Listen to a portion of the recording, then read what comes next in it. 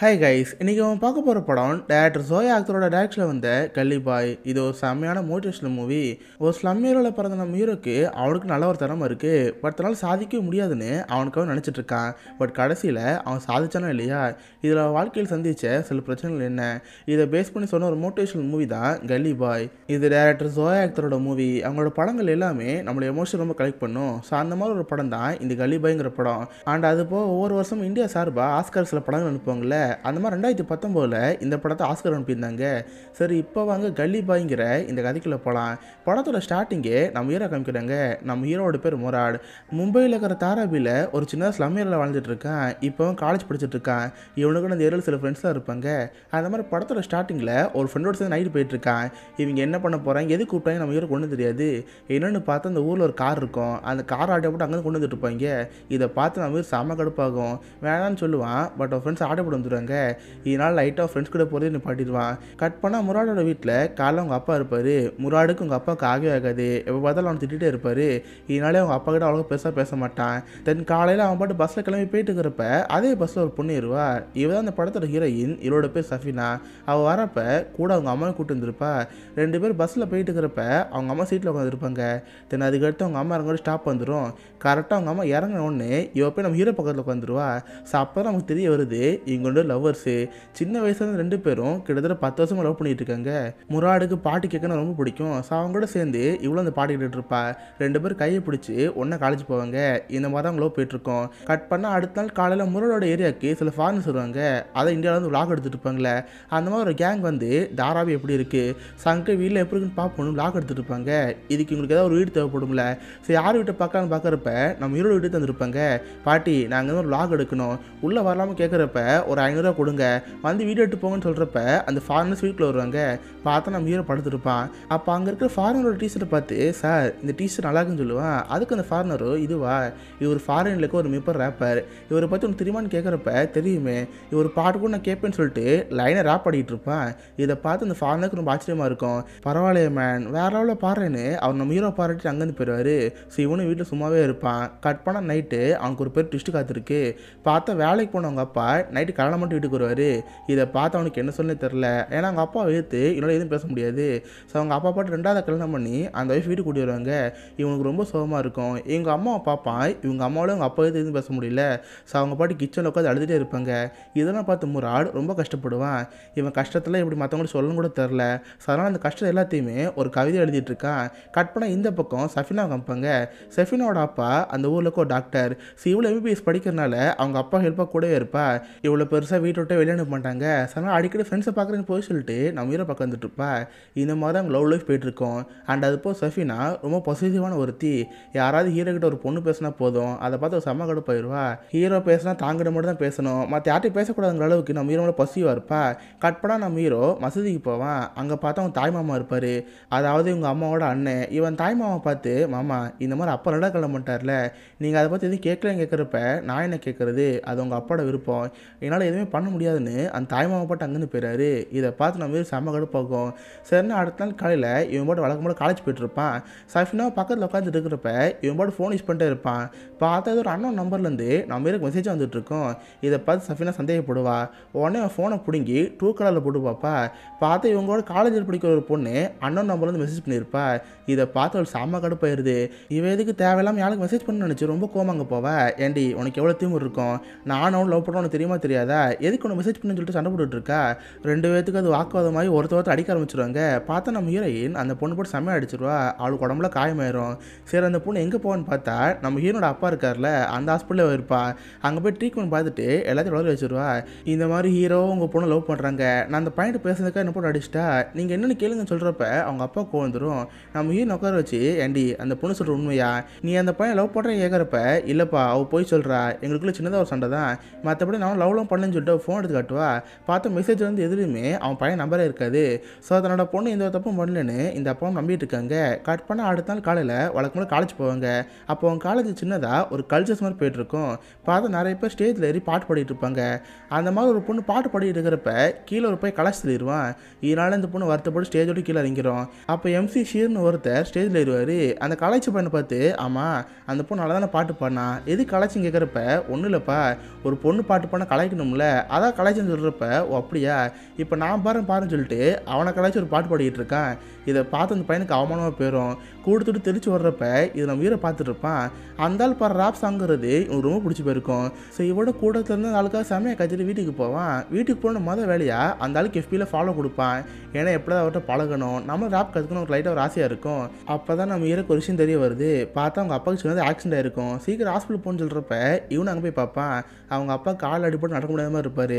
ஆக்சுவலாக அவங்க அப்பாவோட டிரைவர், ஸோ அது கண்டிப்பாக கால் முக்கியம். அதனால் சில மாதங்களுக்கு இவங்க அப்பாவோட வேலை பார்க்க முடியாது. அதனால் அவங்க அப்பா கார் ஓனரை பார்த்து, சார் நான் வேலைக்கு வரலன்னா என்ன, எனக்கு போல என் பையன் வேலைக்கு வருவான், நாளிலேருந்து அவன் கண்டிப்பாக வருவான்னு சொல்லி ஓனர் அங்கே நெய் வைக்கிறாரு. இதை பார்த்து நம்ம ஹீரோ கோவந்த வருது.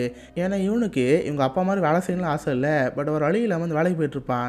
போகிறப்ப கூட அவங்க அப்பா திட்டி தான் அனுப்புவார். இங்கே பாரு கஸ்டமர்கிட்ட கோவம் நடந்துக்கூடாது, அவங்க எது பண்ணாலும் பொறுத்துட்டுருக்குன்னு சொல்கிறப்ப இவனு சின்னு போவான். ஸோ அவங்களாம் ஒவ்வொரு இடமா போவாங்கல்ல, இவனும் அவங்கள அந்த இடத்த கூட்டி போய் அங்கே ட்ராப் பண்ணணும். இதான் நம்ம ஹீரோட வேலை.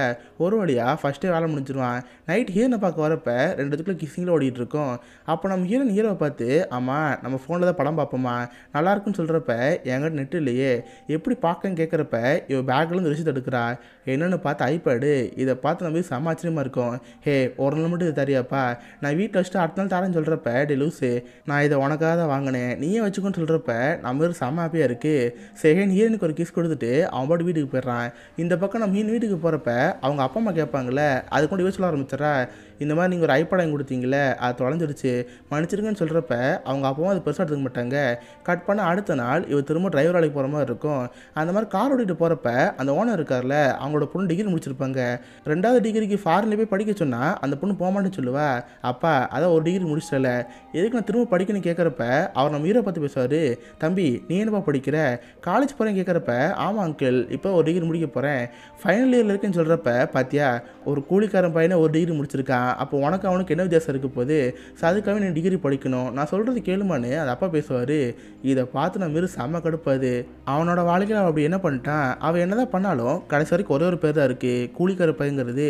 ஸோ இந்த பேர் எப்படியா மாற்றணும்னு அவனுக்கு ஒரு எண்ணம் வந்துட்டே இருக்குது. தென் வேலையில் முடிஞ்சு வீட்டுக்கு வந்து அவன் ஐபாட் எடுத்து பார்த்துட்டு இருப்பான். எஃபியில் அந்த எம்ஜிசியை பார்த்துட்டு இருக்கிறப்ப அவர் ஒரு போஸ்ட் பண்ணியிருப்பார். என்னென்னு பார்த்தா ரேப்பர்ஸ்குள்ளே சின்னதாக ஒரு பேட்டில் வைக்கிறதா இருக்காங்க. ஸோ யாரால வரணுமோ வாங்கன்னு சொல்லிட்டு ஒரு போட்டி மாதிரி வச்சுருப்பாங்க. இதை பார்த்து நம்ம மீருக்கு ஒரு ஆசை வருது. ஜஸ்ட்டு வேடிக்கை பார்க்கவே அங்கே போகணும்னு சொல்லிட்டு இந்த இடத்துக்கு போவான். எம்சிசியை பார்த்து, சார் நாங்கள் ஒரு பெரிய ஃபேன் சார், அன்றைக்கி நீங்கள் கல்ச்சரில் பாடிட்டு இருந்தீங்களே அதை பார்த்து ரொம்ப இம்ப்ரெஸ் ஆகிட்டேன், ஏங்கிட்ட சில லிரிக்லாம் இருக்குது, அந்த லிரிக்கை நீங்கள் பாருங்களா கேட்குறப்ப இங்கே பாரு ஒரு ரேப்பர் அவள் லிரிக்கு அவன் பாடுவான், உனக்கு லிரிக் எழுத தெரியும்னா நீ பாட வேண்டியதானே, நீ நல்லாவே பாடலான்னு சொல்கிறப்ப சாரி சார் நான் இது வரைக்கும் பாடினதே இல்லை, நான் எப்படி ட்ரை பண்ண கேட்குறப்ப ஒரு ட்ரை பண்ணி பாடுறா, கண்டிப்பாக உன்னால் நல்லபடியாக பாட முடியும்னு சொல்கிறப்ப நம்ம ஹீரோக்கு ஒரு மோட்டிவேட் வருது. கட் பண்ண மதியம் அந்த பாட்டு பிடிக்கிறாங்க. ஒவ்வொருத்தரும் மாற்றி மாற்றி பாடுற மாதிரி இருக்கும். நம்ம ஹீரோ பாட்டு பாடுறப்ப இல்லாட்டி தயங்கி பாடிட்டு இருப்பான். பட் அவன் எழுதுன லிரிக் எல்லாமே செம சூப்பராக இருக்கும். இதை பார்த்து சீரியல் ரொம்ப இம்ப்ரெஸ் ஆயிடுவார். நம்ம ஹீரோ தண்ணியை கூப்பிட்டு போய் இங்கே பாரு உன் லிரிக்ஸ் எல்லாம் வேறு லெவலில் இருக்குது, பட் ராப்பை பொறுத்த வரைக்கும் ஒரு ரிதமும் முக்கியம், இதை நீ கற்றுக்கொண்டு கொஞ்சமாக சொல்லிக் கொடுத்துருக்காரு. அடுத்து பார்த்தா ஒரு பேட்டில் மாதிரி இருக்கும். ஒருத்தர் ஒரு பாட்டு பாடினா பதில் நம்ம ஒரு பாட்டு பாடணும். இந்த மாதிரி மாற்றி மாற்றி பாடிட்டு இருக்கிறப்ப ஆப்போனன்ட் நம்ம ஹீரோ பற்றி கேவலமாக பேசுவான். நீ சேர்லேருந்து பிறந்தவன் குப்பத்தில் வளர்ந்தவனு பேசுகிறப்ப அவனுக்கு கோவமாக இருக்கும். அதனால் பாட்டு எதுவுமே பாடாமல் அப்செட் அங்கே வெளியே வந்துடுவான். சீரை அவனை பார்த்து டே உனக்கு என்னடா ஆச்சு, எதுக்கு பாடாமல் அங்கேருந்து வந்தேன்னு கேட்குறப்ப இல்லைண்ணா அவர் ரொம்ப கேவலமாக பேசுனா, அதான் அங்கேருந்து வந்தேன்னு சொல்கிறப்ப டே இதான் ராப் சாங்கு, அவள் அப்படி பேசணும் என்ன தப்பு இருக்குது, இப்போ நீயே கொஞ்சம் யோசிச்சுப்பாரு, இது வரைக்கும் ராப்பில் சாதிச்ச எல்லாருமே பணக்காரன் கிடையாது, ஜஸ்ட்டு சின்ன சின்ன நிலமையிலேருந்து அவங்க கஷ்டத்துலேருந்து வெளியே வந்தவங்க தான், அவங்க கஷ்டத்தை வச்சு அவங்க பாட்டு எழுதுனாங்க, அந்த மாதிரி நீயே வளர முடியும்னு சொல்கிறப்ப இவனுக்கு எங்கே ஒரு மோட்டிவேஷன் வருது. ஸோ அதுக்கூட தொடர்ந்து அந்த டிரைவரால் போயிட்டே இருப்பான். எப்போல்லாம் அவனுக்கு கோவம் வருதோ காருக்குள்ள உட்காந்து திட்ட ஆரம்பிச்சிருவான். ஆக்சுவலாக அவன் திட்டுறதையே ஒரு ராப்பை பாடிட்டு இருப்பான். இந்த மாதிரி கொஞ்சம் கொஞ்சம் ப்ராக்டிஸ் பண்ணி அவர் ராப்பை கற்றுட்டு இருப்பான். ஒரு நாள் ஷீரு நம்ம ஹீரோ கூடுவார். என்னென்னு பார்த்தா இவங்க ஒரு ஆல்பம் சாங் பண்ணிட்டு இருக்காங்க. ஸோ அதுக்கு பாடுறதுக்கு இவ்வளோ மாதிரி ஒரு ஆள் வேணும், ஆனால் நீயே பாடுன்னு நம்ம ஹீரோ பாட சொல்லுவாங்க. இதை பார்த்து எனக்கு செம்ம ஆச்சரியமாக இருக்கும். சிவன் அதை பாடி எடிட்டிங் பண்ணி அப்லோட் பண்ணலான்னு இருப்பாங்க. பட் இந்த மாதிரி பாட்டு பாடுறவங்களுக்குலாம் அவங்களுக்கு தனி ஒரு யூனிக் நேம் வேணும்ல. உனக்கு என்ன பேர் வைக்கலாம் கேட்குறப்ப எனக்கு என்ன பேர் வைக்க, நானே ஜஸ்ட் ஒரு சேரி பையன் சொல்கிறப்ப டே இது நல்லா தான்டா இருக்கு, கல்லி பையனு பேர் வைப்போன்னு நம்ம ஹீரோ கல்லி பையனு பேர் வைக்கிறாங்க. ஸோ அவன் பாடின பாட்டை யூடியூப்ல அப்லோட் பண்ணுறாங்க. ஸோ அதுக்கு அப்படியே கொஞ்சம் கொஞ்சமாக லட்சக்கணக்கில் வியூஸ் வந்துட்டு இருக்கு. கட் பண்ணால் ஒரு நாள் நம்ம ஹீரோனோட சேர்ந்து பஸ்ஸில் போயிட்டு இருப்பான். அப்போ பக்கத்தில் இருக்க ஒரு பொண்ணு, அண்ணா நீங்கள் பாட்டு பண்ணீங்களே, நானும் எங்கள் அண்ணன் சேர்ந்து உங்கள் பாட்டு பார்ப்போம், செம சூப்பராக இருக்கும், அடுத்த பாட்டு நீங்கள் எப்போ பாடுவீங்கன்னு கேட்குறப்ப இதை பார்த்து நம்ம மீன் பாசிட்டிவாக இருக்கும், அவளாம் இப்போ பாட மாட்டான், ஒரு வருஷம் கழிச்சு தான் பாடுவான்னு சொல்லிட்டு ஒரு மாதிரி கோமா பேசுவா. இதை பார்த்து நம்ம ஹீரோக்கு ஒரு மாதிரி இருக்கும். அதுக்கப்புறம் வழக்கம் போல் சீரை பார்க்க போகிறப்ப யூடியூப்பில் அவங்க வீடியோ கமெண்ட்ஸ் வந்துருக்கும்ல, அந்த கமெண்ட்ஸ்லாம் படித்து பார்த்துட்டு இருப்பாங்க. அப்போ ஸ்கைன்னு ஒரு ஐடியிலேருந்து கமெண்ட் வந்துருக்கும், பாட்டிலே லிரிக் எல்லாமே நல்லா தான் இருக்குது, பட் டியூன் ரொம்ப கேவலமாக இருக்குது, ரொம்ப மோசம் போடுறப்ப இவங்களுக்கு கோவம் வந்துடுது. பதிலுக்கு அவனை ஏதாவது சொல்லியே அனுப்பின்னு சொல்லிட்டு இவங்க ரிப்ளை மாதிரி கொடுப்பாங்க. டே உனக்கு ரேப் பற்றினால தெரியும், உனக்கு ஒன்றுமே தெரியாத மாதிரி ரிப்ளை பண்ணுவாங்க. அதுக்கு இருந்தாலும் ஒரு லிங்க் சென்ட் பண்ணுவான்.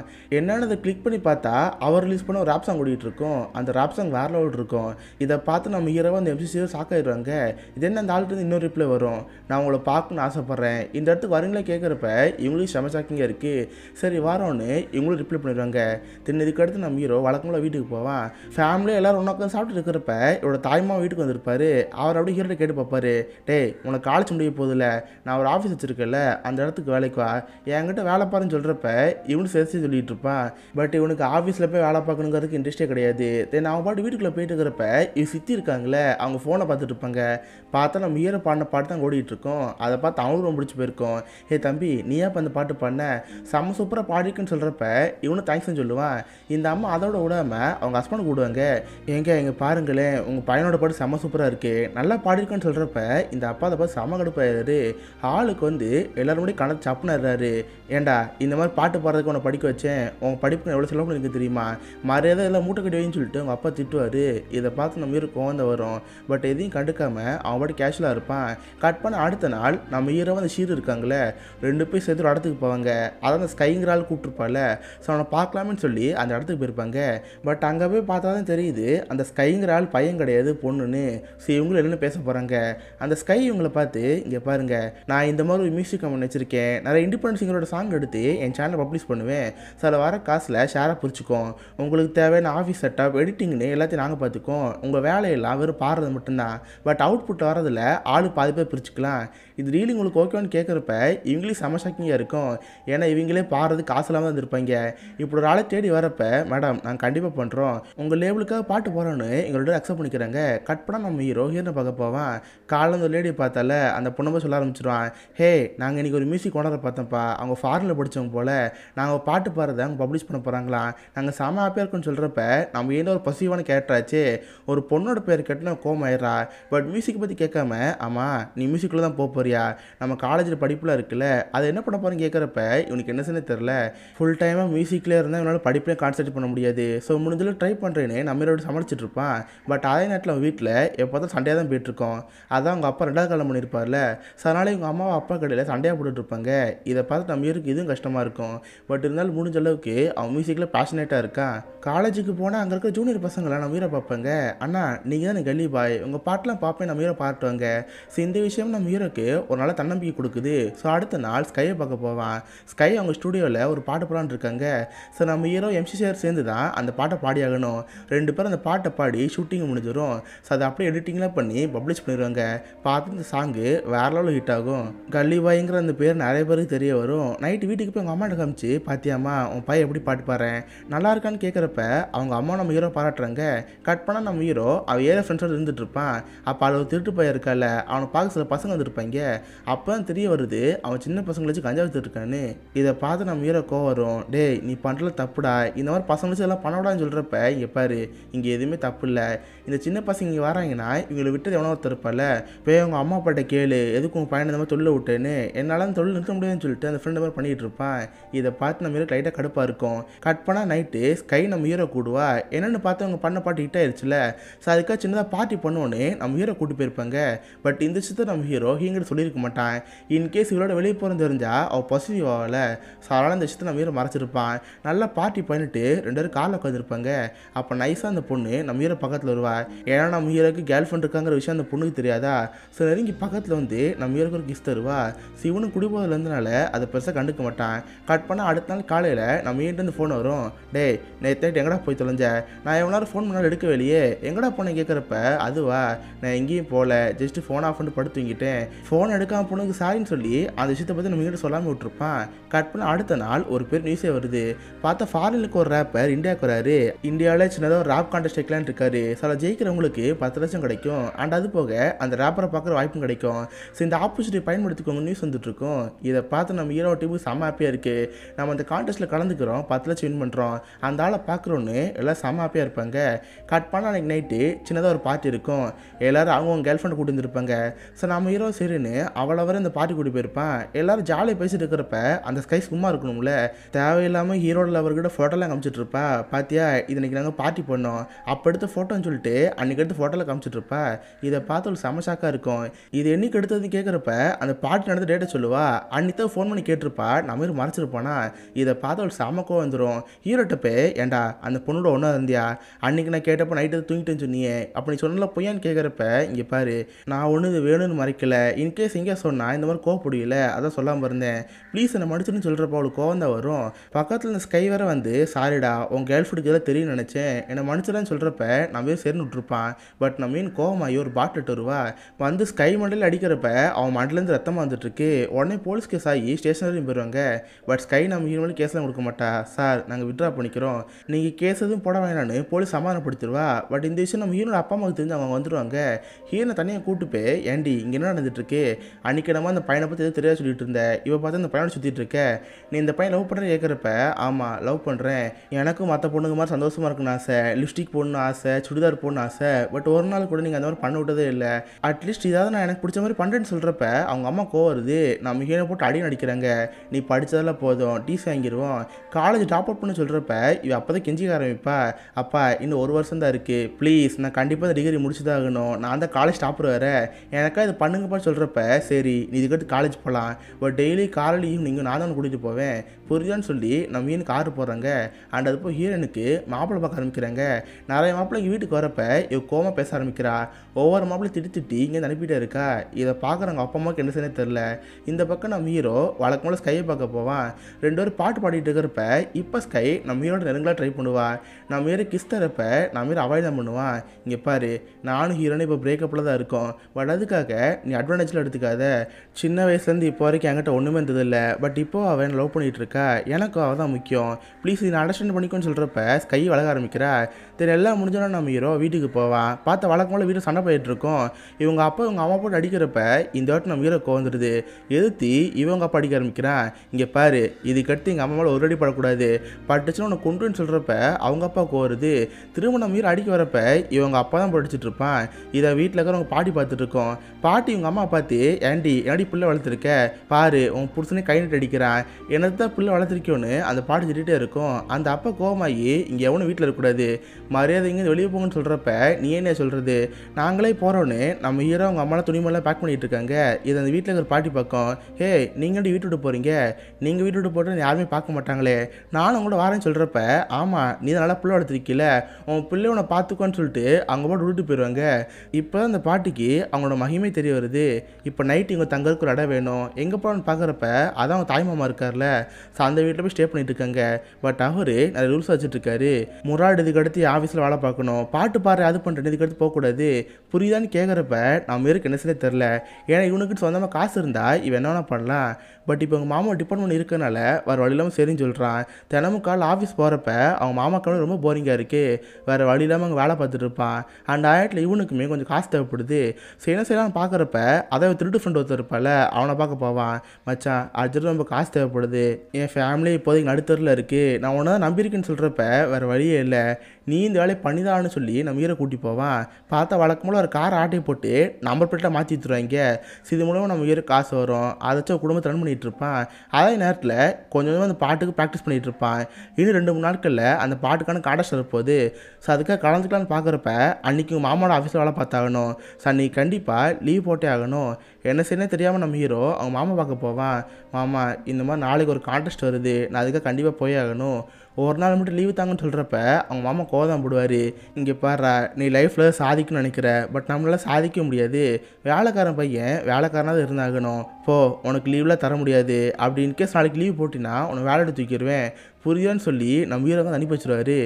வெனஸ்னே தெரியாமல் அடுத்த நாள் காலைல வேலைக்கு வருவான். இதை பார்த்து அவங்க மாமா ஹாப்பியாக இருக்கும். நம்ம ஹீரோ கிட்ட வந்து பரவாயில்லையப்பா, நான் கூட நீ ரிஸ்க் எடுத்து அந்த இடத்துக்கு போவேன்னு நினச்சேன், பட் நீ போகாமல் இங்கே வந்துட்டீல, நீ ஃபியூச்சரை பற்றி நினச்சிக்கணும்னு நினச்சோம், ஆல் த பெஸ்ட்னு சொல்கிறப்ப நம்ம ஹீரோக்கு அப்போ ஒரு மோட்டிட்டு வருது. மாமா நான் கூட இப்போ இங்கே வேலை பார்க்கலாம் தான் இருந்தேன், பட் நீ சொன்னது கேட்டதுக்கப்புறம் எனக்கு இங்கே இருக்க பிடிக்கல, நான் அங்கே தான் போக போகிறேன்னு வேலையை விட்டு அந்த இடத்துக்கு போவான். பார்த்தா அந்த ரேப்போட கான்டெஸ்ட் வரும். ரெண்டு பேரும் ஸ்டேஜில் கூப்பிட்டு ஒருத்தர் பாட சொல்லுவாங்க. நல்லா பாடுறாங்களோ அவங்க தான் வின்னர், இந்த மாதிரி போட்டு போயிட்டுருக்கோம். நம்ம ஹீரோ அங்கே இருக்கிறப்ப நம்ம ஹீரோ ஸ்டேஜில் விடுவாங்க. பார்த்தா அவனுக்கு ஆப்போசிட்டாக ஒரு பணக்காரன் தான் இருப்பான்.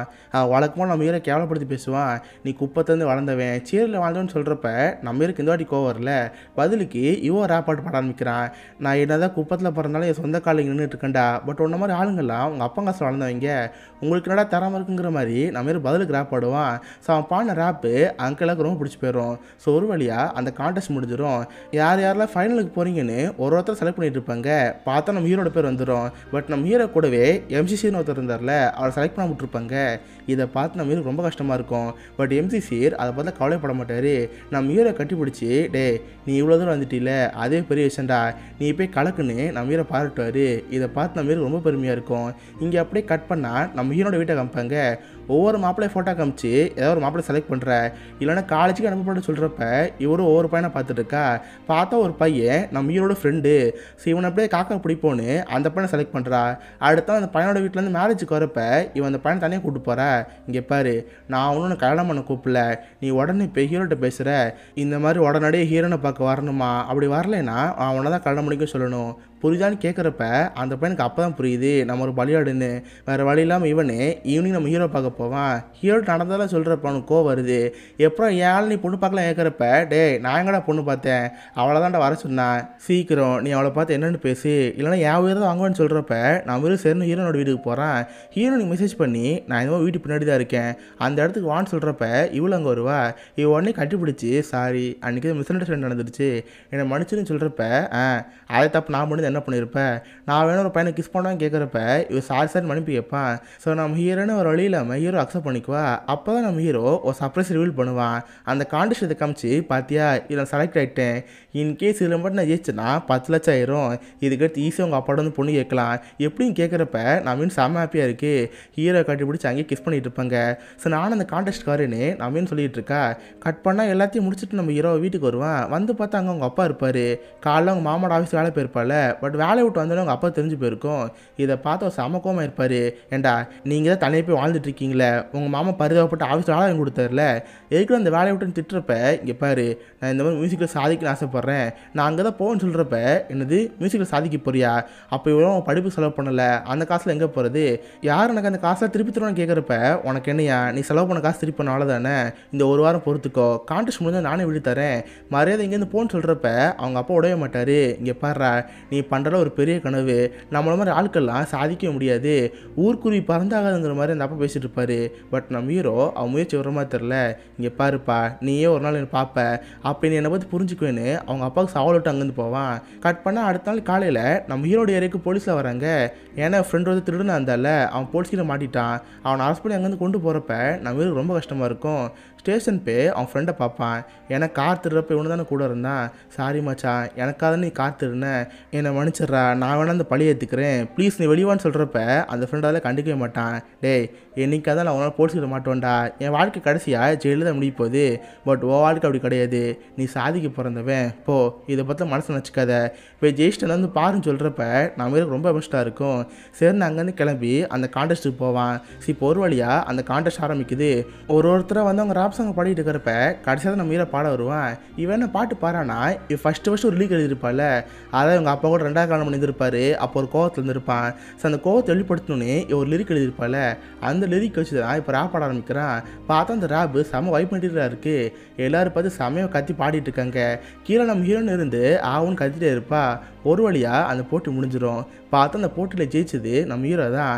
அடுத்த நாள் காலை நியூஸ் பேப்பர்லேருந்து நியூஸ் சேனல் வரைக்கும் எல்லாத்தையும் நம்ம ஹீரோட பேராக தான் இருக்கும்.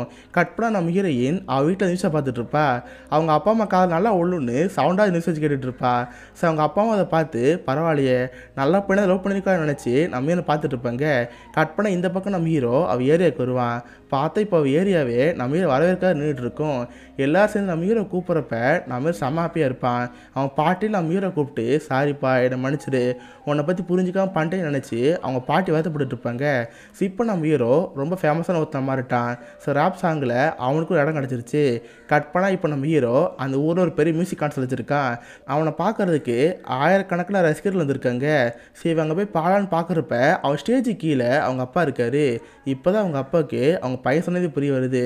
நம்மளால ஒரு விஷயம் முடியலைன்னா நம்ம பையனாலே முடியாதுன்னு அர்த்தம் இல்லையே, அவன் கண்டிப்பாக சாதிச்சிருப்பான்னு இப்போ தான் அவங்க அப்பாவுக்கு புரியுது. ஸோ ரொம்ப வருத்தப்பட்டு நம்ம ஹீரோ பார்த்துட்டு இருக்கிறப்ப நம்ம ஹீரோ பாட்டு பாட ஆரம்பிக்கிறான். இதோட கல்லி பாய்ங்கிற இந்த படம் முடியுது. ஸோ கண்டிப்பாக உங்கள் எல்லாருக்குமே இந்த படம் பிடிச்சிக்கணும்னு நினைக்கிறேன். அப்படி பிடிச்சிருந்தா இந்த வீடியோக்கு லைக் பண்ணுங்கள். இந்த மாதிரி வித்தியாசமான மூவிஸை பற்றி தெரிஞ்சுக்க மிஸ்டர் ஹாலிஸை சப்ஸ்கிரைப் பண்ணி வச்சுக்கோங்க. உங்களை அடுத்த நாளில் ஒரு ஆசமான ரிவ்யூ பண்ணுறேன். ஸோ அது வரைக்கும் பாய் காய்ஸ்.